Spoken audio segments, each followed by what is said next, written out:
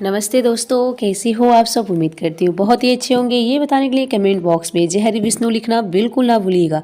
तो आज हम आप सभी को बताएंगे आमली एकादशी कब है, 2025 मार्च में कब पड़ेगा, 9 या 10 मार्च। आइए जानेंगे सही तारीख, पूजा व पारण का शुभ मुहूर्त क्या है और भूल से भी आपको कौन से 3 काम नहीं करने होते हैं। आइए जानेंगे इस एकादशी पर। आमली एकादशी 2025 9 या 10 मार्च। आइए जान लेते हैं।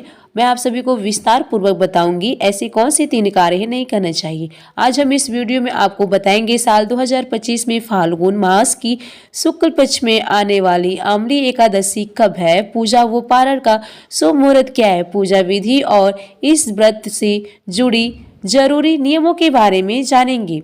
उससे पहले दोस्तों, यदि आप सब हमारे चैनल पे पहली बार आए हो तो प्लीज़ हमारे चैनल को सब्सक्राइब कर लीजिएगा। नीचे बेल आइकन बटन है, उसको प्रेस करना बिल्कुल ना भूलिएगा, जिससे आने वाले हर एक नोटिफिकेशन वीडियो आप तक सबसे पहले पहुंच सके। तो ज़्यादा से ज़्यादा मुझे सपोर्ट कीजिए और एक लाइक पक्का कीजिएगा। शास्त्रों में एकादशी का व्रत का विशेष महत्व है। फाल्गुन मास की शुक्ल पक्ष में आने वाली एकादशी को आमली एकादशी यानी कि अम्ला और रंग भरी एकादशी भी कहते हैं। विष्णु पुराण के अनुसार एक बार भगवान विष्णु जी के मुख से चंद्रमा के समान प्रकाशी बिंदु प्रकट हुआ और पृथ्वी पर आ गिरा।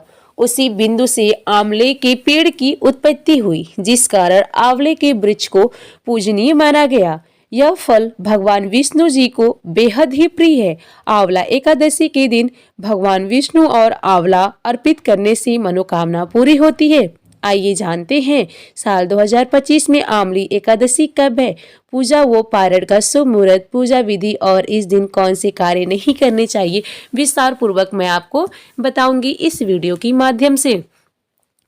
आमली एकादशी का शुभ मुहूर्त जानते हैं 2025 में। साल 2025 में आमली एकादशी का व्रत 10 मार्च सोमवार को रखा जाएगा। एकादशी तिथि प्रारंभ होगी 9 मार्च प्रातःकाल 7:45 पर। एकादशी तिथि समाप्त होगा 10 मार्च प्रातःकाल 7:54 पर।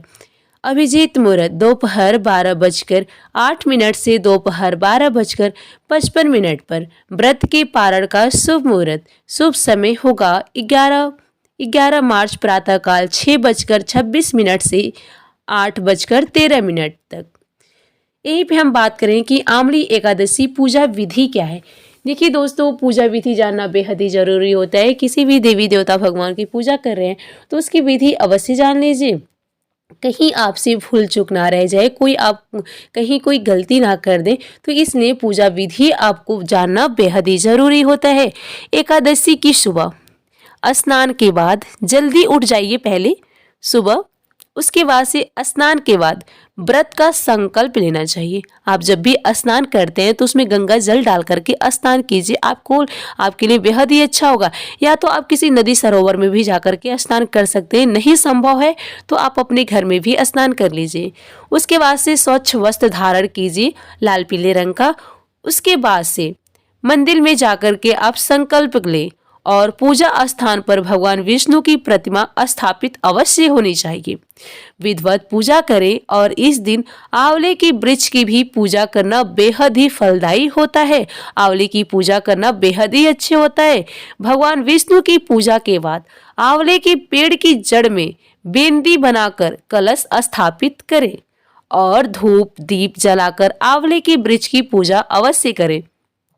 शाम को तुलसी के पौधे के सामने घी का दीपक जलाकर तुलसी मंत्रों का जाप करें। अगले दिन द्वादशी की सुबह व्रत का पारण करें और ब्राह्मणों को भोजन और दक्षिणा देकर के विदा करें। दक्षिणा देना बेहद ही शुभ होता है। आप किसी जरूरतमंद को भी दे सकते हैं या तो आप ब्राह्मण को दीजिए, ब्राह्मण को भोजन कराइए अपने घर में और उनको आप दक्षिणा दीजिए।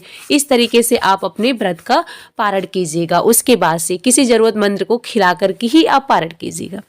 आइए अब जानेंगे एकादशी, आमला एकादशी के नियम क्या होते हैं, ये जान लेते हैं। इसके नियम। आमला एकादशी के नियम बेहद ही खास होते हैं।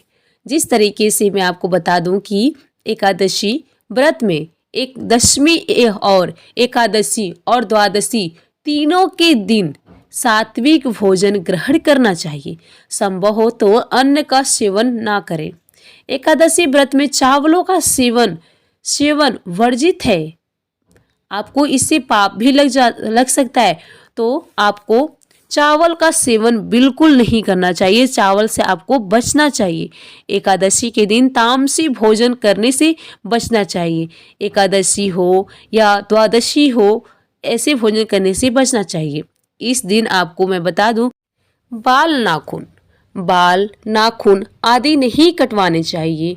इस सारे चीज़ें वर्जित बताया गया है, तो आप सोच समझ करके भी कीजिएगा कोई भी कार्य। और इस दिन आंवले की पेड़ की पूजा और भगवान विष्णु की पूजा जरूर करनी चाहिए। और साथ ही आंवले का भोग इसमें अवश्य लगाएं। जब भी आप भगवान विष्णु की पूजा करें तो उसमें आंवले का भोग लगाना चाहिए। इस दिन तुलसी में जल नहीं देना चाहिए और ना ही तुलसी के पत्ते तोड़ने चाहिए। यदि आपको तुलसी पत्ते की ज़रूरत है तो आप एक दिन पहले से ही तोड़ करके रख लीजिए, लेकिन आपको उस दिन नहीं तोड़ने चाहिए। तुलसी के पत्ते 3 दिनों तक के बासी नहीं होते हैं, आप उसको तोड़ सकते। तो दोस्तों, मेरी वीडियो बस यहीं तक की थी। कैसा लगा आप सभी को मेरी जानकारी दी हुई, तो प्लीज़ कमेंट बॉक्स में ज़रूर बताइएगा। चलिए फिर मिलते हैं नेक्स्ट वीडियो में। मुझे ज़्यादा से ज़्यादा सपोर्ट करना बिल्कुल ना भूलिएगा और मेरे वीडियो को, मेरे चैनल को लाइक अवश्य कीजिएगा। फिर मिलेंगे नेक्स्ट वीडियो में। तब तक के लिए आप सभी का नमस्कार, आप सभी को धन्यवाद।